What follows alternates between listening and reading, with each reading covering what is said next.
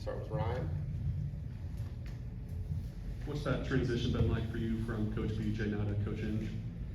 I would say the biggest thing is with Coach Inge, definitely just the terminology with how he explains things. Because his biggest thing for him is having backers that can play dual backers, similar to what Beasley would do when he would hop over and play the mic last year.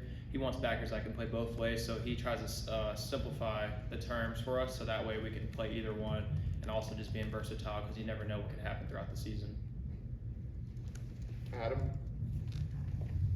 How different are those two linebacker positions? What's the most difficult thing about having to play both? I would say with the will, I would say the biggest thing for the will is that obviously you're a weak side backer, and a lot of times you're going to be dropping back and pass, so being aware of what's going on behind you, because you, just as much as you have routes going on to the boundary, you also have things coming from the field, so just being really aware of what's going on around you.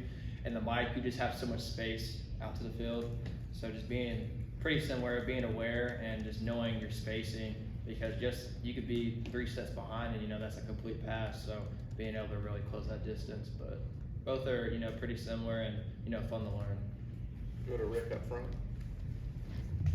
Coach Inge said that you're a guy who's big into preparation. Have you always been like that throughout your football career? Is that maybe something that has come up during your time at Tennessee? Just sort of what's that aspect like for you? Yeah, I would say more towards college. Obviously, just the IQ of the game and just what's going on is such a high speed, and there's so many different dynamics going on. Obviously, especially with our tempo offense and how fast they go. You roll in, fall camp, and you're like, oh my goodness, what's going on? Everything's just flying by. But definitely just coming in and watching film and just really getting established. I would say one guy, Edwin, he's been doing really well, just taking extra time to watch film, which helped him prepare, and it's pretty cool to watch a guy developing where I was in his shoes, not too long ago, 2 years ago.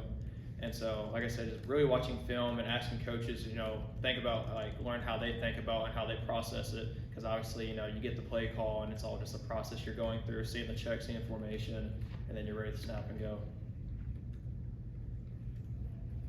Patrick. Caleb, it sounds like Keenan's new nickname is Uncle Grandpa. Is that, who was that Coach Inge that came up with that, and what did y'all think of it when you first heard it? I know you guys probably had nicknames for him last year because he was the old guy on that, but what did you think of the new one? Yeah, so obviously Keenan is an older guy. We can just call him a vet. Old head is what Jalen Smith calls him, and always jokes behind it. And he's heard us messing with him about it, and then he just busted out Uncle Grandpa one day, and that's just kind of stuck with him. So we're like, Uncle Grandpa, what you think about this? Just calling him out. But I think it's pretty funny, and obviously he takes it well because he knows. But that's his unique thing, So. Any other questions? All right, thank you, Caleb. Yeah, no problem. Thank you.